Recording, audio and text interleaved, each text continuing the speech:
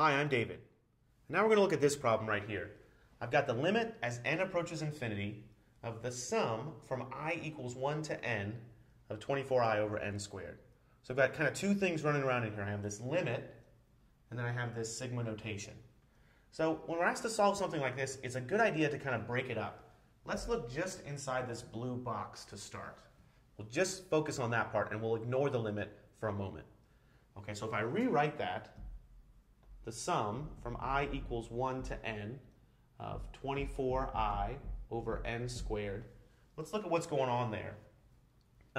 In this problem, it looks like I've got two variables. I've got I, which starts at 1 and then ticks through the integers until I get to n.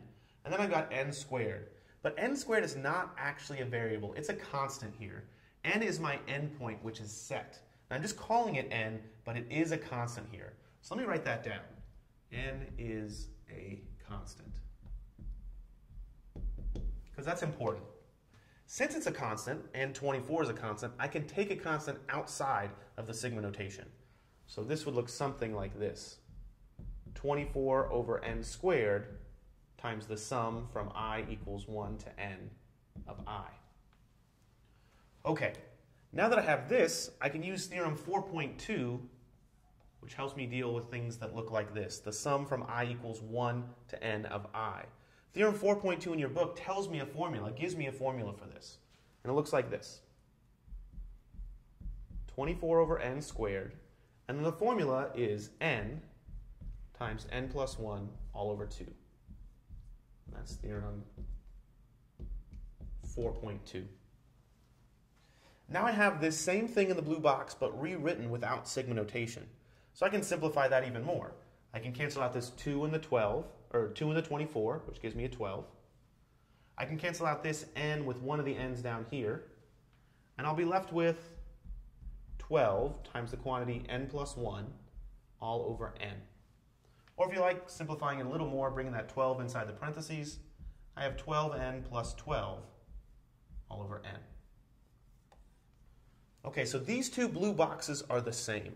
In fact, I could rewrite this as the limit as n approaches infinity of 12n plus 12 all over n. Because I just showed that these two are the same. That this, the sum from I equals 1 to n of 24i over n squared, simplifies into 12n plus 12 all over n. Okay, so I kind of took that blue box and I simplified it. Now let's go back and do the rest of this problem. Now, n is no longer a constant. N is getting big. And when I say big, I mean it's getting really big. It's going arbitrarily to infinity. N is no longer a constant here. N is getting bigger.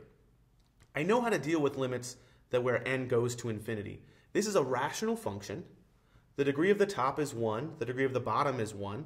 So I do the ratio of their leading coefficients. The leading coefficient of 12, n, is 12. The leading coefficient right here is 1. There's kind of that implied 1 in front of the n. So this limit is really equal to 12 over 1, which is 12. Okay, so in our first part, I really just simplified what was in the blue box. I simplified this sigma notation using my formula to get that to be 12n plus 12 all over n. Then after I did that, I took the limit. I took the limit as n approaches infinity of this thing. The leading coefficients, the ratio of the leading coefficients is 12, so that is my final answer. 12. Thanks for watching.